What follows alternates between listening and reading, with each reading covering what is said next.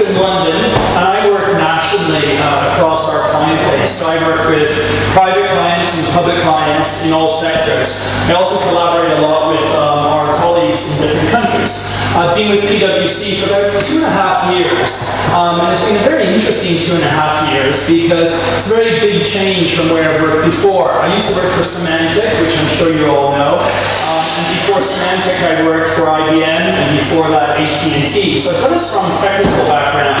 But what's so interesting about where I work now at PwC is that we really look at all the problems from a pure business point of view, and hopefully that will come out a little bit in the presentation today, and hopefully you'll come away with some lessons that might help you in your own careers, in your own daily work.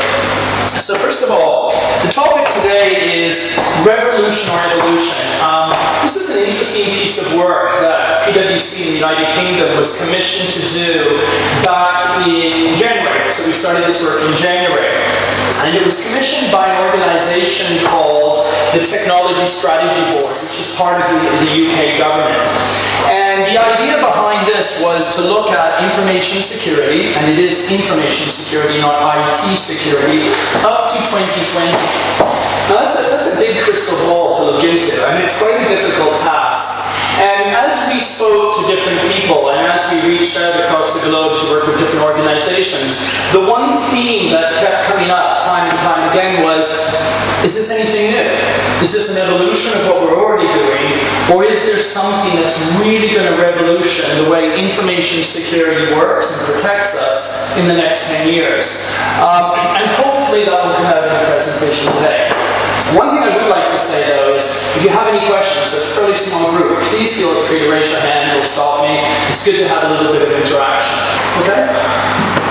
So first of all, just to go into a little more detail, what this document, and this is available on the internet, so if you do a search on PwC Revolution, you'll find it. It's about 50 odd pages, so what I've tried to do today is just take an extract. But what we set out to do, in accordance with our remit from the Technology Strategy Board, was really to build a roadmap for both business leaders and security professionals. And that's why I think this is different. Because a lot of the time when we talk about security, with all due respect, we think about it primarily from a technical point of view. And if there's one thing that I've learned since I've been in PwC, it's about the bigger picture. It's about the people aspects. It's about the governance aspects. It's about what really, really concerns business people when you speak to them about information security. And hopefully we'll be able to extract that from the presentation as we go through it. So the report sets out potential and future scenarios around information security. And obviously it's broader, as I've just said, than just cybercrime or the technical aspects, even though there's a strong, strong technical focus in this.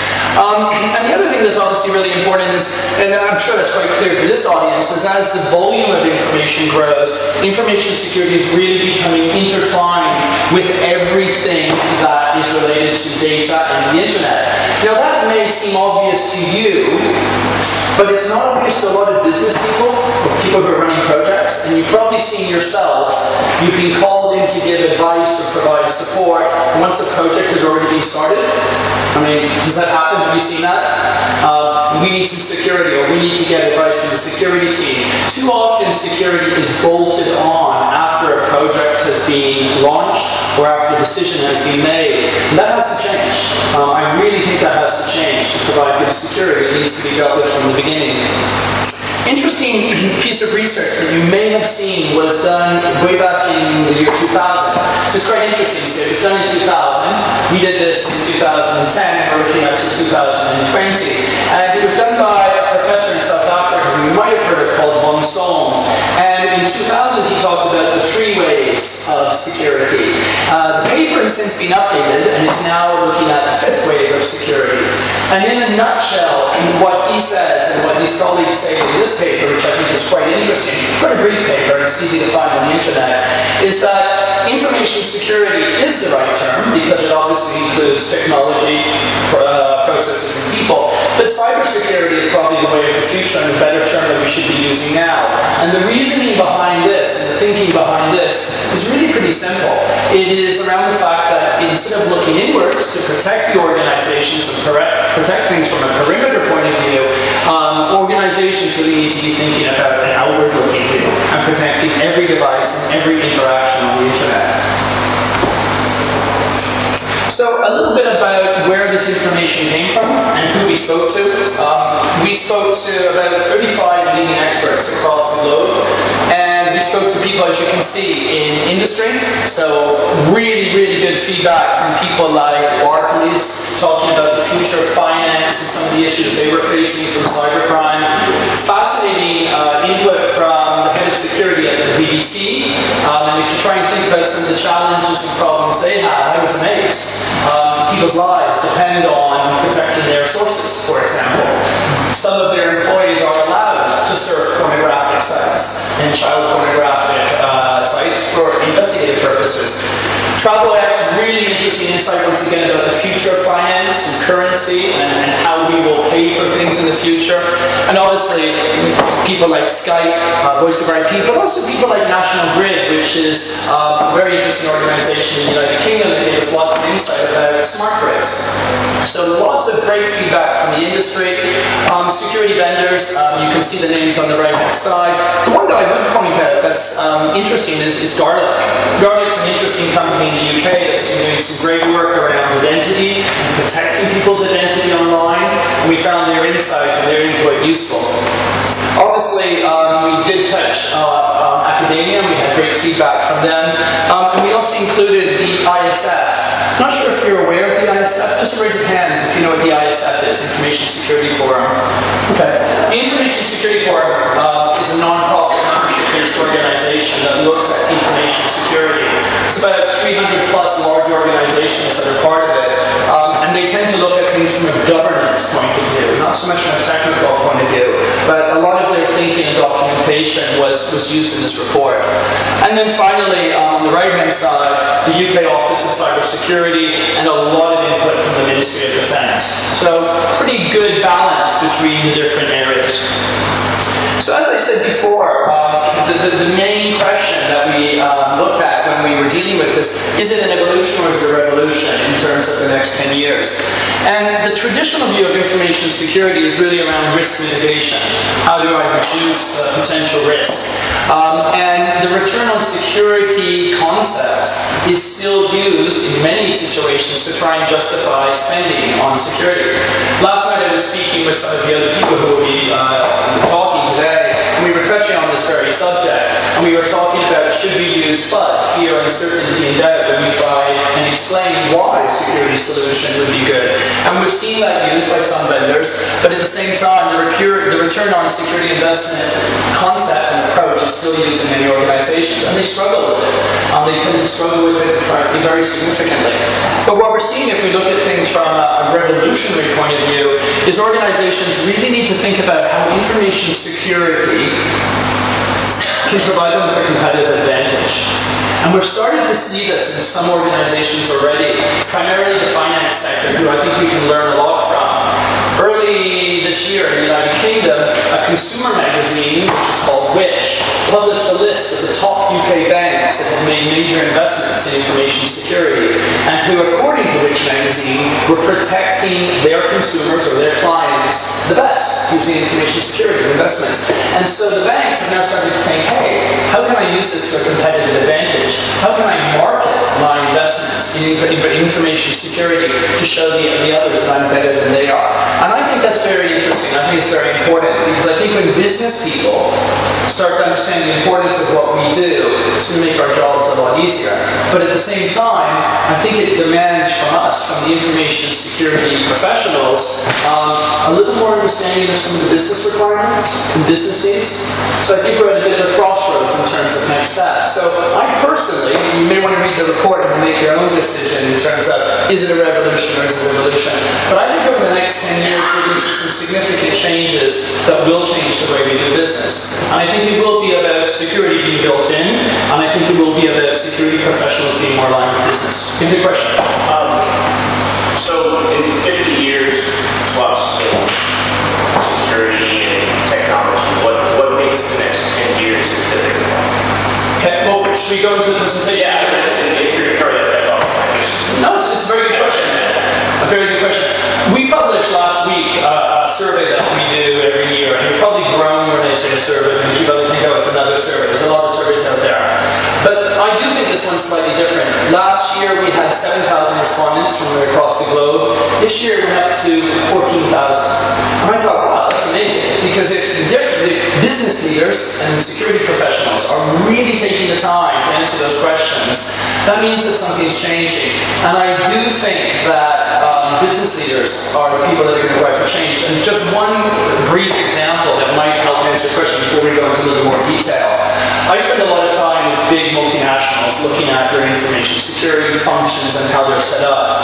And I've done a couple of reviews with my colleagues over the last couple of months. And one thing that has come up time and time again, which I think is fascinating, is who should the security function, the CSO report to? Traditionally, it's a CIO, and traditionally they don't have enough authority, but that's changing. And in quite a few organizations that I've been working with over the last couple of months, they've been saying, hey, let's have him report in, him or her report into the CFO, or the CEO, or directly to the board. And I think that is really, really significant. I'm not saying that's the tipping point, but I think that does show that things are starting to change. So a lot of the things that we're going to touch on now, you may say, hey, it's nothing new. But I think it's a combination of all these different trends together that will push things forward. So there's still a lot of uncertainties, there's still a lot of things that need to be decided. But as I said before, businesses are going to need to innovate. There's going to be new requirements in terms of product, skills, and services. And one thing I would touch on that worries me greatly is skills. I'm trying to hire people right now, and I'm really struggling. We've hired in the last couple of months probably just over 20 people in one team down in London, but we're struggling to find the right amount of resources and the right type of resources with that capability to work both as business people and technical people so they can change hats. It's not easy. The IT, and this is IT specific, security market in the UK alone is estimated at £4 to £5 billion. Probably put that in euros. But that's a big number, and it's growing despite the crisis and despite the recession. So if we think back to what I was saying before about the return on security investment approach to security, which people struggle with, the model down below, the total cost of information security, seems to resonate much better with people that I work with. So we look at lifecycle costs of deploying and operating security solutions, obviously the basic things that most people take into account on the left-hand side, but obviously there's a great amount of risk to an organization's reputation. And if you think of what happened to TJ Maxx in the United States after they were hacked, and the continued press coverage, negative press coverage that they get, the impact on the brand and the impact on customer satisfaction is very hard to estimate, but is very significant. Another area that I've started to see a lot of interest from my clients is around intellectual property. Right now I'm working with a global chip company that has operations in 16 countries, and they've said we are extremely concerned about the protection of our intellectual property. We're going to go for ISO 27001 certification because we need to report back to the board that we've been thinking about information security in those 12 domains in its broadest terms. And I think there, what really made things change, so maybe once again the tipping point, is what happened to Google in China. And more importantly than Google in China, what I thought was fascinating was Intel. Because when Intel got hacked, they reported in their SEC 10K filing that their systems had been compromised and that their intellectual property was at risk. Going back to what I was saying before, that's very significant because when business leaders have to start putting that in an official SEC 10K filing, that means that the board of directors is going to look at it. That means that the shareholders are going to look at it. That means that the authorities are going to look at it. So it's being recognized as a problem that's more significant than just IT. And I'm convinced that that's going to help. We did some work to look at annual reports. We've all seen annual reports, and they talk about risk to businesses. And we were quite surprised at the lack of coverage in annual reports published by big companies on information security. That has to change. Organizations put so much into their IT systems, they have so much intellectual property that needs protecting, they do need now to think about annual reports and covering that in their annual reports. Operational effectiveness, we can think about DDoS attacks, we can think about making sure that sites are available. Obviously, if sites aren't available and customers aren't able to connect, it's going to affect operational operational effectiveness. And then financial impacts of incidents. There's some really great research out there in terms of the financial impact of a data breach. And we saw what happened in the United Kingdom when HMRC lost 2 disks. Massive cost, an incredible amount of negative press. But one thing that organizations often don't take into account is the indirect costs. So the lack of, or the defocusing executives from their daily job to begin to look at mitigating the problem itself. So those are the things that I believe tend to resonate well with business leaders when you look at information security in its broader sense. So what did we touch on? Let's get into the heart of the matter. What are the 7 things that the report really began to explore in more detail? They're listed on the right-hand side. Infrastructure revolution, data explosion, always on, always connected world, future of finance, tougher regulations and standards, multiple internets, new identity and trust models. And it's been fascinating because, as I said, we started this work in early January 2010, and already every single one of these areas has seen some pretty significant developments, which I'm sure you're all aware of, but we'll touch on a couple of those already. But what also is interesting is that, as I said before, most organizations are still overlooking the people aspect of information security. I grew up in the technical world, in the technical space, but what I've been enjoying so much over the last couple of years are both, maybe a little less if I have to confess, the process or the governance aspects of security, but the people aspects are absolutely fascinating. How many of you have gone through a security awareness training program? Just raise your hands. Okay, you probably don't need it, but if you look at security awareness programs at many organizations, what do? They run a CPT once a year, and they say, okay, we've done our security awareness. I would challenge that, and I would say that CPT is not going to solve the problem in terms of security awareness.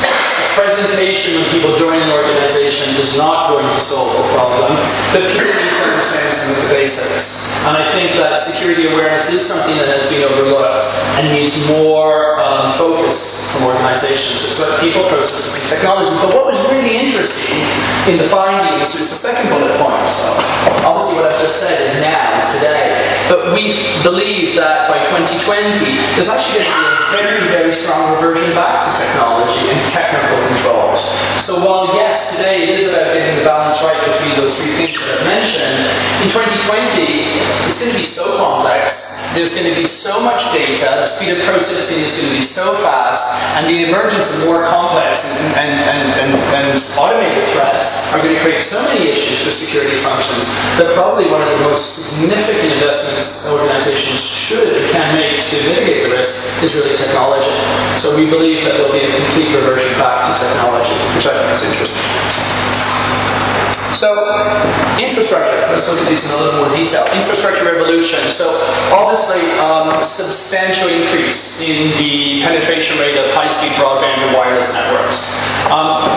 Interesting to listen to people last night talking about some of their issues with mobile, some of their issues with Wi-Fi. We're still not there yet.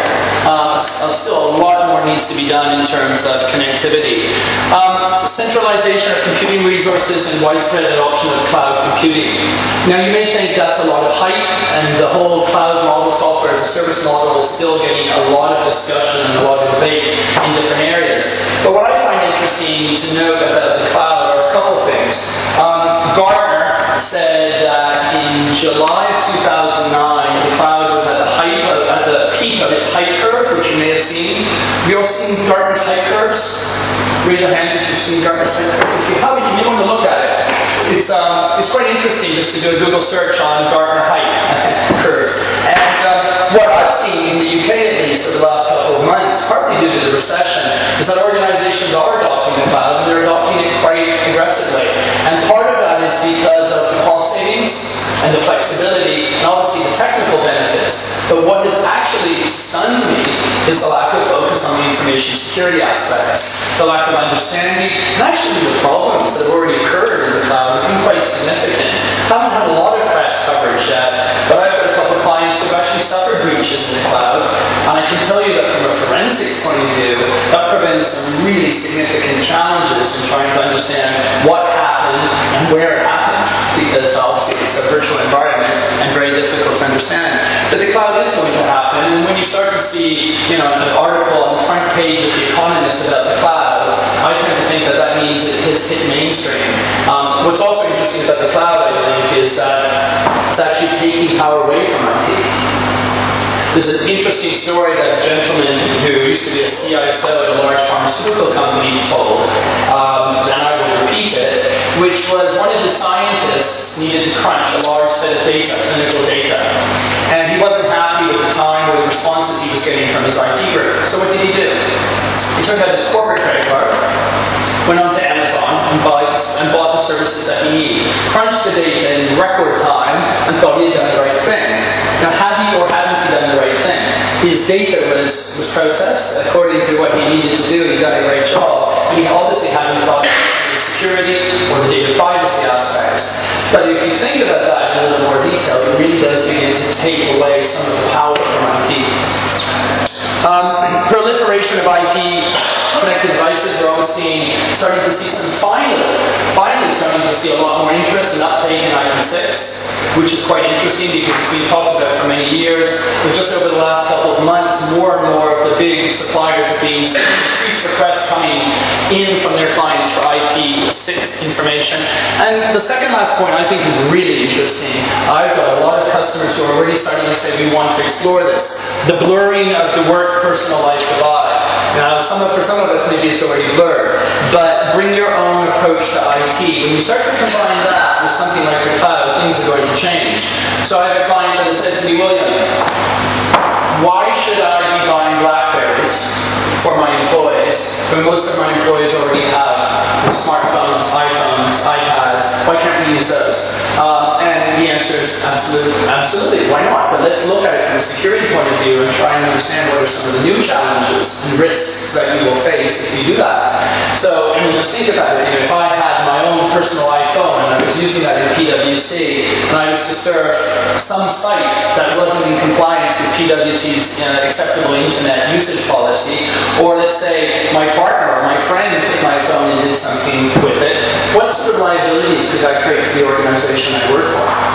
PwC happens to be Financial Service Authority regulated because of the work that we do. And because of that, there's specific requirements and specific things that we have to do with our devices and our data. When organizations begin to allow what I often call consumerization, or bring your own device, and you combine that with the cloud, the reliance on the traditional IT system is going to be less and less than it was in the past. Finally, I think the evolution of user interfaces is going to be another big one. Possibly you can link that in with augmented reality, that the powerful interfaces that are going to come out and allow us to interact differently with computers are going to change things significantly as well from a security point of view. Data explosion, massive increases in the quantity of data, but not only data at rest, that's obviously data in databases, but also data in transit is growing extremely rapidly. And there's going to be more sharing of sensitive data between organizations and between individuals. More visual data, more geolocation data, and obviously more people connected globally. A good example here is the smart grids. A lot of organizations and a lot of countries are looking at smart grids, and obviously it's going to allow a lot of benefits. That is going to allow for cost savings of electricity. The green agenda is driving that significantly. But if you think about it from a security point of view and the risks from smart grids, they are quite significant. Think about if I was able to get onto your smart meter and understand when you were at home and collate that with other data that's available, maybe in Facebook or other systems, I can start to build a very clear picture about who you are as an individual. Other concerns are the data breaches. We continue to see data breaches. In the UK, there's almost a weekly occurrence, a weekly coverage of some large-scale data breach, and we're seeing increased focus from the regulators. So, for example, in August of this year, a large insurance company in the United Kingdom was fined £2.2 million because they lost some backup tapes and they got encrypted. So more and more focus from the regulators and more pressure on this specific problem. The other area that we're starting to see that is obviously going to create more of a challenge from a security point of view is always on, always connected. Greater connectivity being driven by social networking platforms. Fascinating area and fascinating developments to watch. A lot of organizations that I work with have actually said, we're not going to allow Facebook, for example, we're going to shut it down, they block it, and they feel as if they've done the right thing. Other organizations have started to say, hey, what are the business benefits from leveraging social networking? How can I use this to attract younger people into my organization? And what sort of alternative business models and working models can I use and adopt thanks to social networking platforms? PwC, for example, we have communities in some of the universities in Facebook, and we use that to help graduates understand what it may like to work in PwC.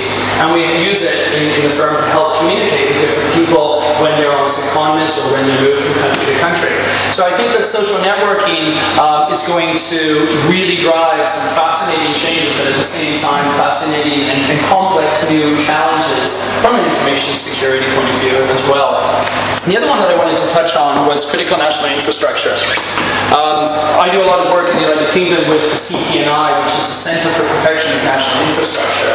And in most countries, I'm not sure if you're aware, but there is a CNI, or Critical National Infrastructure Organization. And they look at the organizations that provide critical national infrastructure services to a country. And those may be things like airport, banking, telecommunications, pharmaceutical. But the challenges that we're starting to see here around critical national infrastructure is with increased connectivity of those different networks, and also more uses of off-the-shelf hardware. Instead of using proprietary hardware and proprietary software, using more off-the-shelf hardware and software, obviously the level of risk is going to increase greatly. Future finance, an area that I'm fascinated by, and I think that we're really at the beginning. I like the quote on the right-hand side. I thought that was quite interesting and quite revealing. There's a demand for anonymous electronic payments. There's no current equivalent to cash, and even the new contactless payment cards leave a paper trail. And I do think that's an interesting one to think about, because we're not there yet. There's been a lot of experiments and a lot of trials around mobile finance and mobile payments, but a lot more needs to be done. I've been working with a couple of banks at looking at the future of finance and exploring this with them. And there are some significant challenges. Some of the more interesting areas to look at are some of the third world countries. Some of the third world countries down in Africa have been doing some absolutely amazing things with mobile payments. But the concern here is, if you think about it from a formal point of view, a legal point of view, or a regulatory point of view, is who holds the keys and who becomes the owner of, and the regulator, if you will, of that, if I'm doing all my mobile payments on my phone. What involvement does the bank have, and what sort of authority does the bank have when I'm doing mobile payments on my phone? So I think that future finance as we move forward is also going to create some fantastic and interesting challenges for us. Some of the regulation and standards. Obviously, the international crisis and the downturn created a lot of demand in the industry for new regulations and new standards. They are struggling to keep up though. I work closely with some of the different regulators in the UK, and without naming any of them, I have to admit I've been very surprised at their lack of understanding of some of the basic concepts of things like cloud computing or phishing and farming. They really need to spend some time to understand, I think, some of the new trends and developments that are happening to be able to apply correct regulations and standards. But there's obviously a concern with regards to privacy, and there's obviously a concern around net neutrality. But once again, just in the UK, the Information Commissioner's Office, as of this year, now has the possibility to fine up to £500,000 if the Data Protection Act in the United Kingdom is breached, which is significant. He also has the right to come in and audit organizations, that is government organizations, to make sure they're compliant with the DPA. And as I mentioned before, the FSA, the Services Authority, have been levying very significant fines. £2.2 million in August against an insurance company. I believe it was 2.7 earlier this year against another bank with regards to the lack of clean desk policy. Filing cabinets were blocked. and the security policies weren't easily accessible on the internet. I think that's interesting just to think about, because I know a lot of you have a very deep technical focus, but it is interesting to think about that governments are starting to find organizations because they're not looking at some of those more straightforward challenges. So while yes, technology can help, sometimes some of the most simple and basic things are still not being adhered to. I mean, locking workstations, piggybacking, security badges, clean desk policy, and locking filing cabinets. So tougher regulations and standards, I am convinced, is an area that's going to drive more spending and more innovation with regards to information security and needs. Multiple internets. Interesting one, and interesting because I remember when this specific topic came up in the research and in the discussion groups, there was a fair amount of pushback from people around us saying this is probably not going to be a major issue. But just over the last couple of weeks, last couple of months, there's been a lot of talk in the press about multiple internets and about the need for multiple internets. We're already starting to see more and more censorship, and there's certain countries out there, obviously such as Saudi Arabia and China, that have done a lot around censorship and firewalls. But a lot of organizations themselves, so large companies, are actually saying, I need access to a more secure internet, and I'm willing to pay for it. And we know that Verizon and we know that Google have been investigating this, and we think that as we move forward, the possibility of having multiple internets will, one, offer a lot of business advantages to large businesses who are willing to pay for it, but obviously are going to create some new and interesting requirements from a technical point of view. We're also probably going to see an increased amount of closed social networks, so not networks that are open like Facebook or LinkedIn, but things that are much more closed down, and probably also more growth around paid content.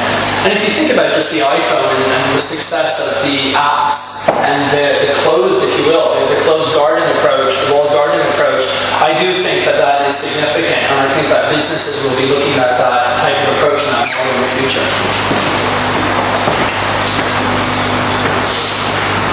New identity and trust. This is probably one of the most complex ones that came up in the piece of research. But it's clear that the effectiveness of current identity and concepts and approach is just not working. I was speaking with, this is a true story, the head of security at a large UK retail bank. And you know what he told me? He said, William, I don't believe anymore in the authentication systems that we put in place. Two-factor authentication for me is not going to solve the problem. Where my focus is going now in terms of protecting people who do internet banking with the bank who are not going to mention his name is around the back end. And so instead of worrying, instead of focusing so much time and attention on the authentication, we're going to look at the transaction monitoring at the back end, and we're going to monitor that extremely closely and look at that for potential fraud and use that to help inform us. But I think that the whole area of identity is one that's going to create massive areas of opportunity for security professionals, and it's going to require new models and new areas of development to include devices and data. But I think that this is probably the important point here. So it's a move away from the perimeter to an information-based security model. And once again, interesting quote from a gentleman looking at biometrics, because even biometrics, which oftentimes are pushed or promoted as the silver bullet, obviously aren't going to be the final solution. So those, in a nutshell, were the 7 major trends. And yes, maybe you don't think there's any sort of evolution or revolution there, but when you start to combine them and you think about them all together, I do think that those are going to be some pretty significant drivers in the next 10 years that are going to affect us all. And so a couple of questions or trends about how that may affect us and how that may change the way we work. And what we tried to do here, as you can see, is look at it through a different lens. So looking at it from a chief executive officer's point, leaders really need to think about how they can leverage information security, as we said before, as a competitive advantage. They also need to measure the risks related to information security alongside the other risks that they currently measure. And as I said before, I think it was fascinating what happened to Intel. I do think information security needs to be recognized by the board and covered in things things such as annual reports. And I also think that all the metrics related to information security aren't leveraged properly by organizations right now. I remember when I started to work with managed security services many, many years ago, one of the questions I always asked was, when was the last time you really looked at the logs of your firewalls and your intrusion detection systems? And still today, that was many, many years ago, still today the answer still seems to be not very frequently. Interesting to see that HP bought ArcSight just a couple of days ago, so obviously there is a trend there to use the log data more effectively, but I do think that this, from a chief executive officer point of view and a board level point of view, needs a little more focus. From a chief technology officer's perspective, I do think that the cloud, combined with mobile working and consumerization, as we said before, are really, really going to challenge the way companies handle IT today. And that simple example I gave you from the pharmaceutical company of buying the required services with the corporate credit card, I think is quite interesting because it really does challenge everything the IT function does today. And I think it will require the IT function to be much more aggressive and much more nimble. But at the same time, culture. Culture does need to be applied. Sure, we said that maybe by 2020 there'll be a reversion back to technology, but I think until we get there, people can help a lot. And I do think that more work needs to be done around security awareness. And I do think that if people understand how their behavior can impact the organization, that's a good step to helping embed security culture in an organization. From a supplier point of view, research and development needs to be prioritized, and vendors need to think about, obviously, some of these security concerns. So this report itself has gone to the R&D community in the UK and has been used to help them understand where they should begin to focus their time and attention. Governance is about regulation, but it's also about getting the balance right. One bullet point that isn't there that I think needs to be thought about, which I mentioned earlier, is the regulators are behind the curve. And they really, really struggle. And when you look at things from a legislation, or you look at things from a legal framework point of view, a lot of the legal frameworks that are in place that try and protect our privacy, that try and protect our rights, are still not up to date and don't take into account things like the cloud, consumerization, etc., etc.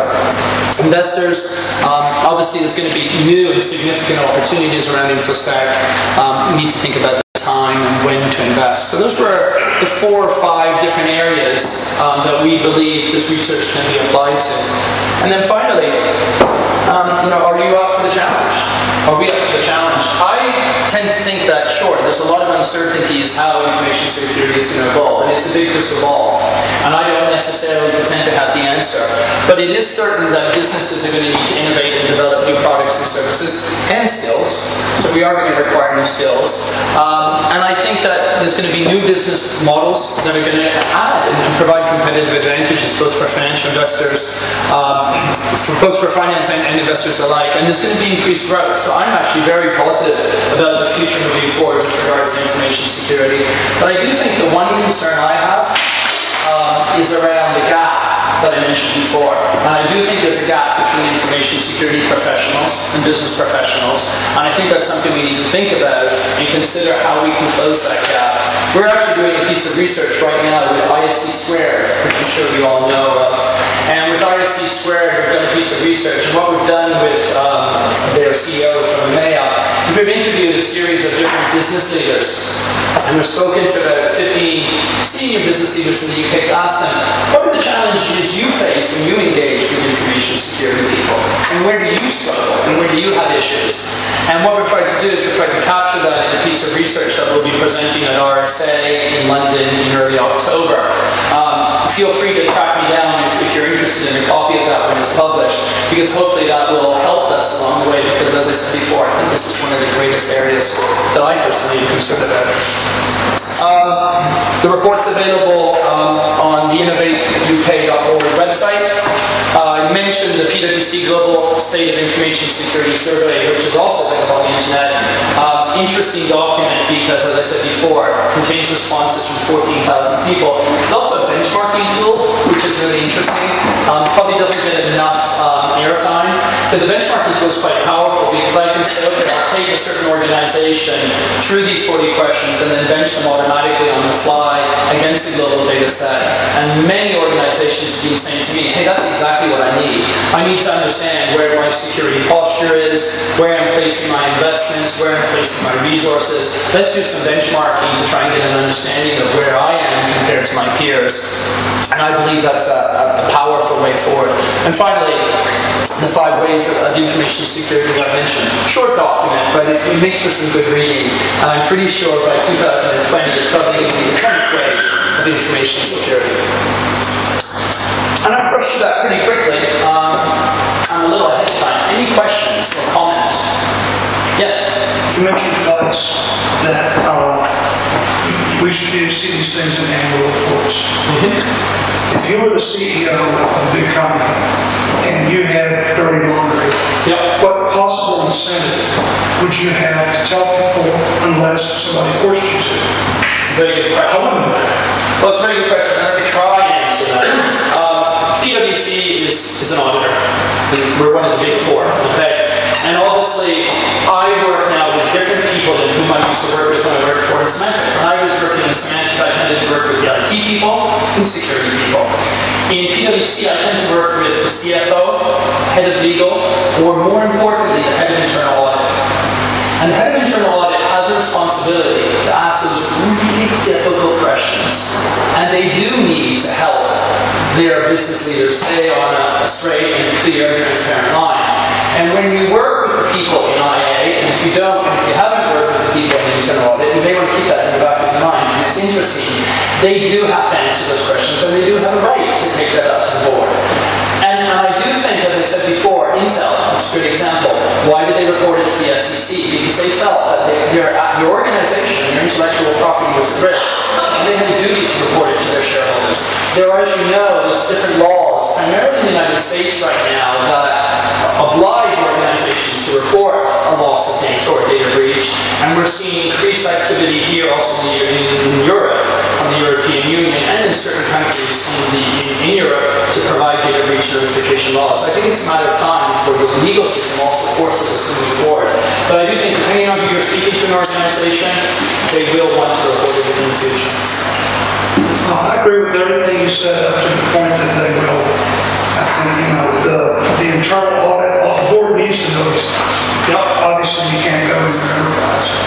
But whether or not you disclose to the public, I think that's a much more complicated issue, and it seems to me that information security takes a pretty standard approach. You need to disclose, but from a business point of view, that could be terribly damaging. So I don't think it's quite that easy. Interesting, and there's a question here. Interesting, just to expand on that a little bit more, I was asked to present at a very interesting closed-door meeting 6 months ago in London, and they were non-executive directors. So they were all people who sat on board of FTSE 100, so some of the UK's biggest companies. And with all due respect to those women and men, the average age was probably over 70, okay? The level of concern, I understand the level of concern with regards to information security was very high in that room, and I was amazed. We were talking about a white paper that we had published in July 2009 around e-espionage and some of the things we've touched on today. And they were asking some pretty simple questions, but difficult questions to answer, such as, I'm dealing with a large merger, I'm dealing with an acquisition, should I use Gmail? And just the fact that they were beginning to recognize some of these risks, and I know I've answered your question in a roundabout way, but just the fact that they were beginning to think about some of these issues, I thought was quite a positive step. I think you're proving this point by saying, no, I'm proving it's right. That you started that whole diatribe with, I had a closed-door meeting. Right? Why would they don't want it public? They don't want to tell people. They don't want to be open and transparent and all of these things preached, right? They don't want that. They want to close their meeting about it. I would challenge that. I think it depends on country to country and industry to industry. I mean, in the UK now, because of the Data Protection Act and the work from the Information Commissioner's Office, we see a lot of reports almost on a weekly basis. I agree with you. There's a culture that needs to change, and it does change, and it does vary from industry to industry. But I think something's happening. I do think there's an industry that is, right? I think that So have you guys ever done a baseline analysis to prove growth? Prove growth of? In general. So let's take the concept of security overall, however you want to put it, from policy, procedure, process, design, technology, whatever, and gap that against the amount of technology in the environment overall, versus also the level of interconnectivity. So take 30 years ago, very, very limited amounts of connection, very, very limited amounts of security. And the gap between that and the gap between today's amount of technology and amount of security, just blankly in environments that there actually is growth. Fascinating piece of research to do, but no, we haven't done that. Because I tend to believe that there is a lot of growth. I think that we're closer to it, so we can see more of it. But I think if we removed ourselves significantly, that we wouldn't find that there's a big revolution at all. It's a mountain that's slowly moving. But I can't agree with that in 10 years, and 20 years, and 50 years. There's really this giant, massive change. I think that, when we look at everything up close, it looks like it's speeding and going very fast, but from far away, it's more of an evolution as opposed to I think it'd be really interesting to see how that proves against a much longer sample set of content. Okay. There's another question? Yeah, I just wanted to comment on the whole following thing, disclosing information. Essentially, they don't want to disclose it, but they have to. It's SEC regulation report anything that may impact a company's financial statements, under going concern. So Intel, I'm sure, didn't want to report that, but because it could have a significant impact on going concern in the business, they had to. So I'm sure they're not sitting there being like, yeah, it's a good idea, it's a good thing to do to report that. They're being forced to report it under SEC regulation going concern. I think there's a bigger issue. I think, for me at least, I think the pendulum is swung a little too far. And don't get me wrong, I'm not just support corporations, but it increases the cost for all of us. All these letters and notifications, and the question is, what's the benefit for us? And it's just a question. I don't begin to have an answer for it. Just on that point, if somebody broke into an organisation physically and stole X, it would be in the press, the reports, the police, it would be open knowledge. So why should it be any different if somebody was to steal something through silence and take that information? It shouldn't be any different. So I think too many security people have got their head in the sand and try and hide all these things. And it should be more open. I think the difference is sometimes you don't know if they actually stole it or not. Well, that's what you need proof. That's naturally easy to say. Is that different? I mean, a lot of crime is not being reported because it's not things that cannot be reported. Otherwise, that ties cost to the organization. Market-wise, is going to be so much higher than any cost of a direct cost that we can incur. So, I doubt actually that there's any kind of reports in the cyber world and reports in the real world.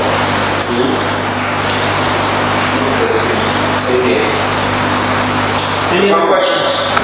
I would say this, man, we talk about full disclosure, when you have car recalls, where actually people are dying, not loss of company value, where we're talking about people's lives, you're still not getting companies that are going to admit and publicly disclose that, oh, by the way, our product can kill you. It's like, would you think that they would want to come out there? So do you really think that they're really going to be that incentive to actually come out with something that's just monetary, that's really not affecting people's lives so much, and it's just doing bottom line in the dollar? Because that's what they're trying to protect. They're trying to take bottom dollar, because it's bad if your product kills your customers, so they can't buy your new product. But they're willing to live with that, which I think also bottom line justifies it. So it's going to take government regulation and government watching it and imposing it. And where do you go with the government? Where do they get to stop? Do they get to start auditing now with the companies to make sure that they're actually reporting all the breaches? And I mean, so there's a slippery slope that's going to come down eventually if you want to keep trying to enforce it, because you're going to have enforcement. And so that's like a stop audit to the companies, because they've actually had any security breaches.